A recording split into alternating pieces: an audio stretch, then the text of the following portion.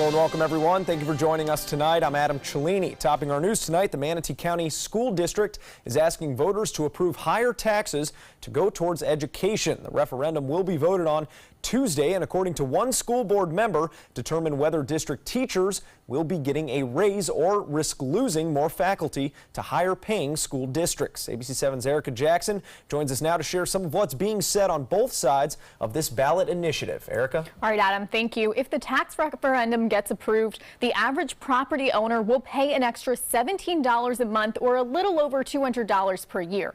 And the Manatee County School District says that money will benefit teachers, students, and even the local economy.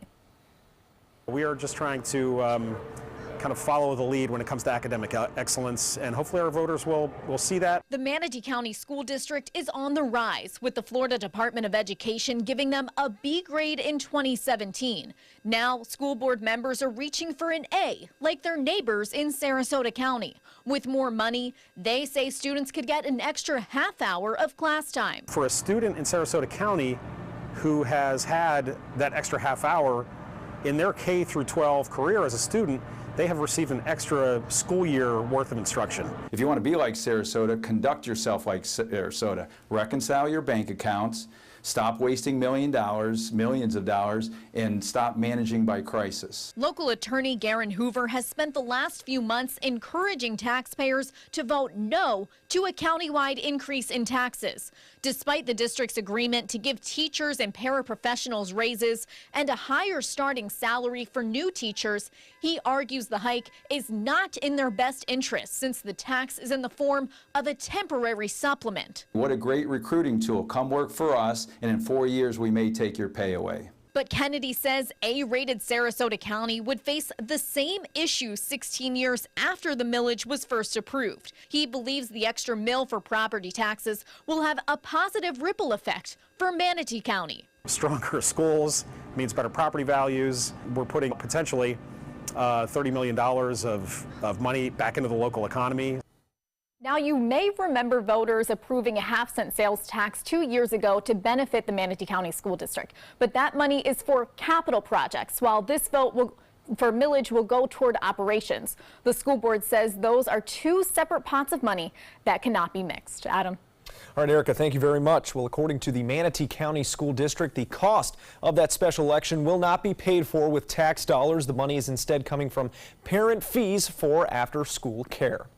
In other news, local Bradenton area advocates have arrived in Washington, D.C. to participate in Save the Children and Save the Children Action Network's annual advocacy summit. They join hundreds of others who have traveled across the nation, urging lawmakers to make key investments in early childhood education.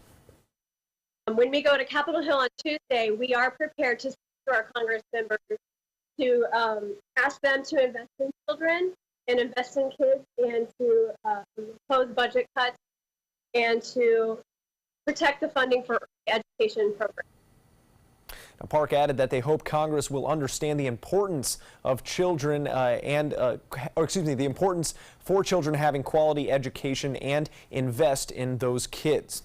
Sarasota's longest running half marathon taking place this morning with the proceeds going towards charity. The First Watch Sarasota half marathon kicking off at 6:30 this morning for its 13th year. The Save the Children charity helps kids around the world have a healthy start, the opportunity to learn protection from harm when disaster strikes. The charity also helps with emergency efforts such as Hurricanes Irma and Maria. All the runners received a medal, breakfast, all provided by First Watch, and a shirt. The runners walked away learning a lot from that race. This race means a lot because it teaches me a lot about being in the moment and having meaning in my life. And before I did this, I never even ran over 2 miles straight, in my whole life. Never thought I could. Always made excuses for it. And now there's no excuse never to do anything, He's been working so hard for probably over a month, and he needs this encouragement to succeed. Well, those 2-mile runs are a thing of the past. The first part of that 13.1-mile race started at the Van Wezel Performing Arts Hall, going over the John Ringling Bridge and around St. Armand Circle. And the second part of that race continues up Tamiami Trail, down Indian Beach Drive, before returning along Bayshore Road and finishing where that race all started. Well, a fire broke out this afternoon at the Westfield Siesta Key Mall. According to Sarasota County Emergency Services, a call came in just before 4 o'clock this evening about a smoldering filter inside the Naples Flatbread Kitchen restaurant. The restaurant and neighboring Cinebistro Theater were evacuated, and that fire was put out by 4:30. Firefighters found the blaze originated in the AC unit. One patient was evaluated for difficulty breathing, but was not transported to the hospital. The 10th annual Mutt Derby at the Sarasota Kennel Club taking place also this morning with dozens of dogs participating. The benefit is put together to help the greyhounds who have retired. The public brought their dogs from all shapes and sizes to try out their own speed along that track. The dogs were separated into weight divisions to compete against one another, and one owner of the dog will release them with another friendly face waiting for them at the finish line. But not all dogs, as you can see, maybe understanding the rules of the race. They had a difficult time, maybe all staying on the track. And that's where the fun part comes in, because you never know what's going to happen. Some dogs jump in the pond, some dogs go sniff the fence, some dogs play with the other dogs. It's just a free-for-all sometimes. You just don't know what they're going to do. The dogs aren't the only winners. Kids attending that event could also win a free bicycle today. And we all win for watching those cute little dogs running around there. Let's head over to Wendy Ross for checking our first little weather forecast, if she can pull herself together after watching some of that video. It was so much fun. Oh my gosh, that was so much fun. Didn't that put a smile on your face? I've got to pull it together. I've got to pull it together. Anyway, we don't have to worry about anything tonight for us. We are looking at gorgeous conditions across Central and South Florida. The northern part of the state, however, they're experiencing some rain right now, but we're not going to see any of that. It's still sunny skies out there, 77 degrees right now. Dew point humidities are high. Winds coming in out of the west, right off the Gulf, 8 miles per hour, and it just feels good out there. So anywhere you look, Sarasota, Bradenton, Venice, you're all reporting temperatures in the 70s. Nothing but sunshine right now. But the rain is out there. We're going to be talking about this rain. It is eventually going to get here. We're going to let you know when that's going to be taking place and some of the things you need to be aware of. So that's all coming up in just a few minutes. In the meantime, if you're heading out the door tonight, ooh, it's great out there. Temperatures dropping down into the 60s once the sun goes down. Adam? All right, thank you very much, Wendy. Well, when a pedestrian bridge fell onto a busy 8-lane road, officials feared the worst. Now, 3 days after that deadly collapse at Florida International University, authorities have identified the 6 victims of the disaster. Kim Hutcherson has more on these latest developments. Days after a pedestrian bridge crumbled, crushing cars and people, authorities say all of the victims have been accounted for. That makes it a total of 5 people that were recovered from underneath the bridge. There was 1 individual that passed away at the hospital, for a total of 6 people. And I believe that is the final count. Search crews worked tirelessly to extract vehicles and recover the victims, holding a moment of silence Saturday as the 5th vehicle was pulled from the rubble. Alexa Duran, Brandon Brownfield, Oswald Gonzalez, Rolando Fraga Hernandez, Alberto Arias, and Navarro Brown have been identified as victims of the tragedy. Police were worried they'd find more victims as they sifted through the 950 tons of concrete and steel. We're going to go once again and make sure that there's nobody else down there, but we're pretty confident that no one's left. So all the victims have been removed from this site and taken to the medical examiners, so eventually they could be turned over to their family members. Now that search and recovery is over, investigators are combing the scene to preserve evidence before the site is cleaned up. The NTSB is trying to figure out what caused the span to fall, amid revelations of cracking reported by engineers in the days before the deadly collapse. Relatives of at least one victim are demanding answers from the builders of the bridge. Come forward and tell your story. I want to know who's responsible. I'm Kim Hutcherson reporting. And now to another tragedy. A Cirque du Soleil performer has died after falling during a show in Tampa. The theatrical company announcing on Twitter that Jan Arnaud fell last night while performing an aerial straps number during the show Volta. Arnaud was taken to a hospital after that fall, where he later succumbed to his injuries. Cirque du Soleil canceled its final 2 shows in Tampa today while the company and authorities investigate how that accident happened. Arnaud had been a performer with Cirque du Soleil for more than 15 years.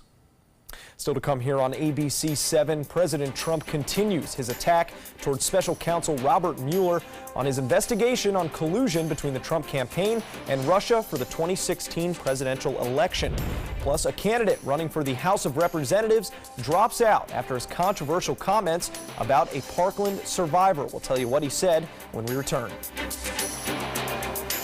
It's been about a month, and I can honestly say I've seen the change in me. I went from being a depressed girl who didn't want help to this happy, caring girl who loves helping other people. I just really hope that people that went through what I went through get the help that they need, because their story is important and they are loved. Thank you so much for everything.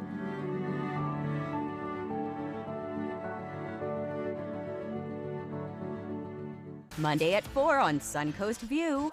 It's prom season on the Suncoast. I'm Joey Panic on Suncoast View. Cutting Loose Salon joins us with this year's hottest prom trends. From stylish dresses to fabulous hair, we'll get a fashion preview. We'll learn about a new local program to bring hearing health care to those who need it. Plus tips to stage a dinner party with some of our most celebrated chefs, and a preview of Banquet on the Block with Florida Wine Fest. Monday at 4 on Suncoast View. Coast Guard, we are taking on water. The United States Coast Guard.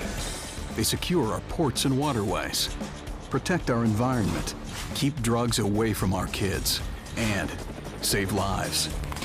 It's dangerous work. And in times of triumph or tragedy, the Coast Guard Foundation answers the call to support Coast Guard members and their families. Learn more at coastguardfoundation.org. Growing up, my mom was afraid of the water, something she did not want me to feel. So I enrolled Missy in swim lessons. It changed my life. Missy Franklin. And now you can do the same for someone that you love. There's nothing more precious than your child's well-being. So act now, before it's too late. Make us swim! I'm glad I did. Thanks, Mom. Visit usaswimmingfoundation.org to find, get, or give a swim lesson. ABC 7, your Suncoast News. We're here for you.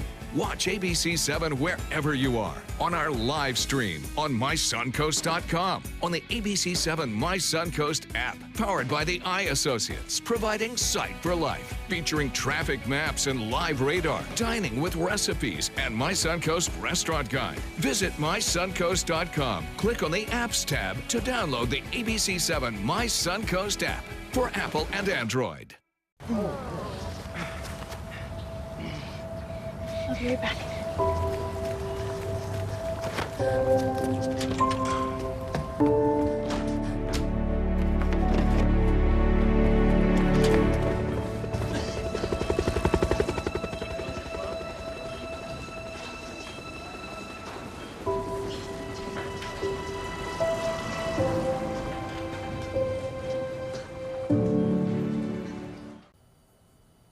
President Trump is ramping up his attacks on special counsel Robert Mueller's investigation on possible Russian collusion in the 2016 presidential election campaign. That has some members of Congress reacting to fears that Trump is gearing up to fire Robert Mueller. ABC's Andy Field is reporting from Washington.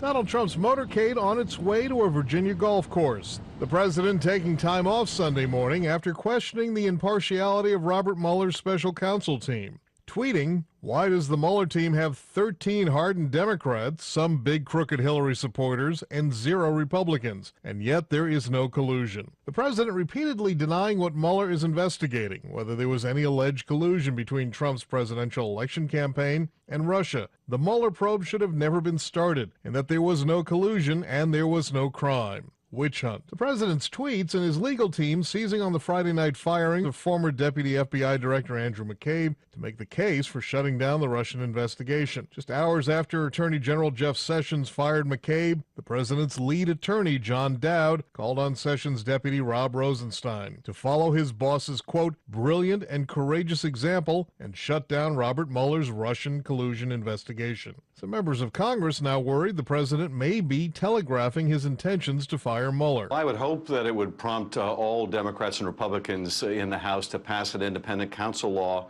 and reinstate Bob Mueller. Well, as I said before, if he tried to do that, that would be the beginning of the end of his presidency, because we're a rule of law nation. Others believe the president won't go that far. As to Bob Mueller, he's conducted this investigation so far with great integrity, without leaking, and by showing results. And I don't think the president's going to fire someone like that. Mueller is a registered Republican and former FBI director appointed by Republican President George W. Bush. Andy Field, ABC News, Washington. Facebook is investigating how user data was handled by Cambridge Analytica, a controversial data firm that worked for Donald Trump's presidential campaign. The New York Times and The Observer newspaper reporting yesterday that Cambridge Analytica harvested information from 50 million Facebook users. The allegations are reigniting questions about the role Facebook played ahead of the 2016 U.S. election. Facebook suspended Cambridge Analytica Friday and said in a statement this afternoon that it is conducting an internal and external review to determine if that data still exists, despite Facebook's request for it to be deleted in 2015. Facebook announced today that it is looking into employees' links to Cambridge Analytica.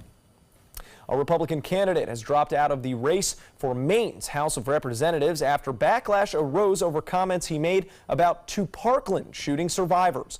According to the Portland Press Herald, Leslie Gibson posted insulting tweets about Emma Gonzalez and David Hogg. He reportedly referred to Gonzalez as a, quote, skinhead lesbian and reportedly called Hogg a, quote, bald-faced liar. Gibson later apologized to Gonzalez after receiving backlash from both sides of the aisle. Gibson announced his decision on Friday, saying in part that he was walking away with his head held high. Well, back here on the Suncoast, plenty of reason to be in a good mood today, especially with the weather we've been having over the last few weekends, it feels like. That Mutt Derby was so much fun. That was just so much fun to watch something like that. You had me at Mutt, right clearly. There. I was right there. And the weather was so great to be out in this weather. Beautiful. Just any time of the day today. It started off beautifully. It has ended well. We don't have to worry about any problems tonight. Look how pretty this is. This is out on Casey Key, and you can see this is the kind of day we had from beginning to the end. It has just been cloud-free, just calm seas, and we are looking at warm temperatures, readings in the 80s in many locations, especially east of I-75. We got up to 85, 86 degrees in some locations. But we have a big change in the forecast coming up.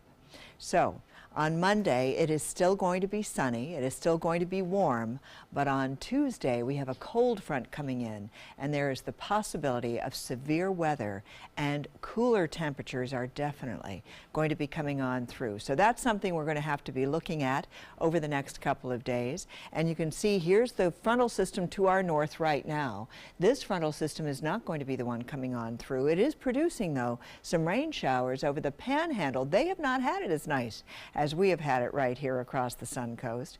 But this is the cold front out here that is going to be racing across, and it is going to be here and through the state on Tuesday. And when that happens, we are going to see the threat of severe weather developing late in the day on Tuesday into the nighttime period. So this frontal system will move on through the state, and as it does so, we're going to see the showers in advance of it. So the showers may come through sometime during the 10, 11 o'clock, or the 11 to 12 o'clock time period on Tuesday, but we are definitely going to see the possibility of severe weather on Tuesday afternoon late in the day, and that will continue through the early evening hours. And then once this cold front comes on through, we're going to get the cold weather moving in behind it. So right now we've just got a little bit of rain taking place across the Gulf Coast states. The majority of the country reporting some snow and icy conditions out in the west. The northeast is looking quiet right now, but we are going to be seeing that rain eventually making its way here, but not tonight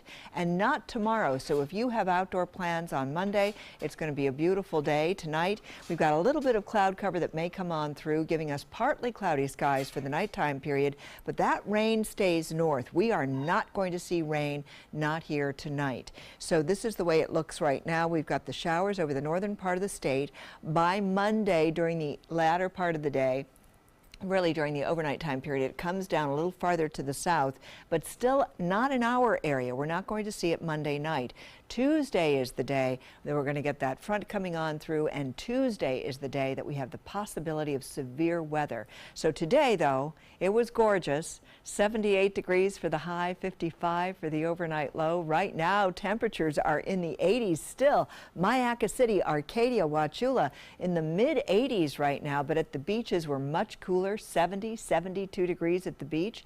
If you're heading off to the beach tomorrow, winds will be out of the south, 10 to 15 knots, seas 1 to 2 feet, a moderate chop out on the bay. 78 for the temperature tomorrow, partly cloudy skies for tomorrow. Remember, no rain tomorrow, 64 tonight, and over the next several days, our 7-day forecast is showing you this. Our first alert day is going to be Tuesday. That is the day that we have the possibility of hail, tornadoes, thunderstorms coming through, a 70% chance of showers and thunderstorms, and then beautiful weather. We pay the price, though. We've got some cooler temperatures coming on in, and that takes place on Thursday and Friday. Once the front comes on through, we'll be seeing our temperatures. This should read 68, not 78, maybe I was dreaming. 67 degrees on Thursday, and Friday we start the warm-up. So that's the way the 7-day forecast is shaping up.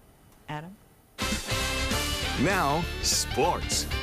Well, we're still waiting to fill those Sweet 16 brackets of the NCAA men's basketball tournament. We start with Michigan State and Syracuse, and the highlight of the night so far, right before the half, here's Matt McQuaid picking up his own block, and then like he's in at the YMCA or something, banking it in for a halftime lead. Sparty goes in the locker room up 3, but Syracuse, an 11 seed, giving the 3-seeded Spartans all they can handle. That's Tyus Battle, who led Syracuse with 17 points, none bigger than that jumper. It puts the game on ice for the Orange, who are headed to the Sweet 16 following another upset.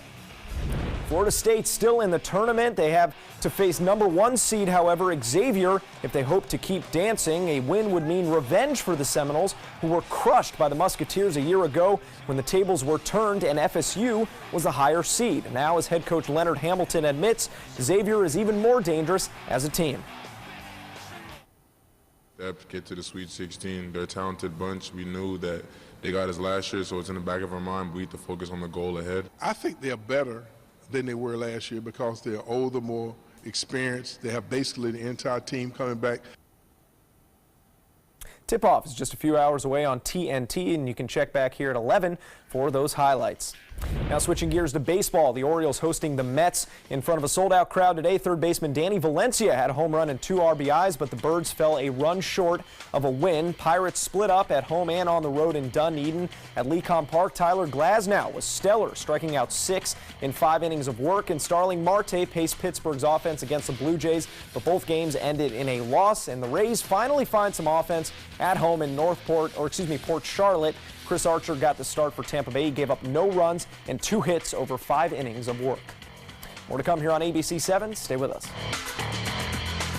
It's time to take a road trip. Alabama's got 100 road trips. And if you love the sun, you're going to love Mobile, where Mardi Gras is king, and the accommodations will make you feel like royalty. You can take a little drive, explore Dauphin Island, or explore the past. We're talking the USS Alabama. Check out these big guns. Alabama's got 100 road trips. Plan yours at alabama.travel. Which one you gonna take? Maybe you can make retirement happen. After all, you made her college years happen. Opening that education savings account when she was little. Spearheading a campus tour. And another, and another, and another, and another. Bam! Deciphering financial aid. She was like, what? And now she's like, you aced planning for college. Now get the tips you need to get on track at aceyourretirement.org. Designers do it with style. Tell me what's going on here. Because Why, you don't like my hair? The Mark and Mandy Show. In-depth design ideas. What is up with the tuck tape here? Let's cover it up. Amazing beauty and fashion tips. So Halle Berry has amazing skin. Her secret is coffee grounds. No. Delicious recipes. Today, I'm gonna show you a special dish that is sure to please that special someone in your life. Watch The Mark and Mandy Show right here on your favorite channel. What to expect when you're expecting a teenager. Today we're talking about how to wake up your teen, and this works literally every time.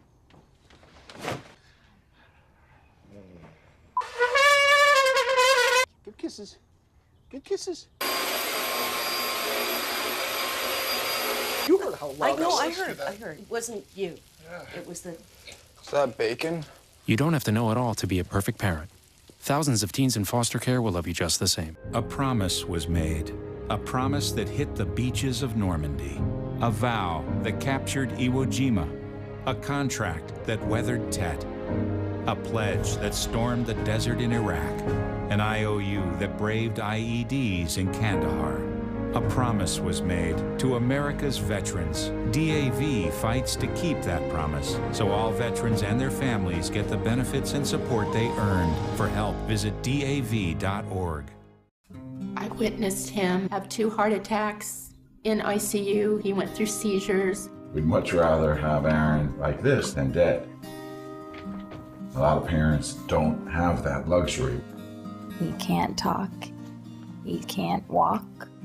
This is a condition Aaron will live with for the rest of his life because he abused prescription pills.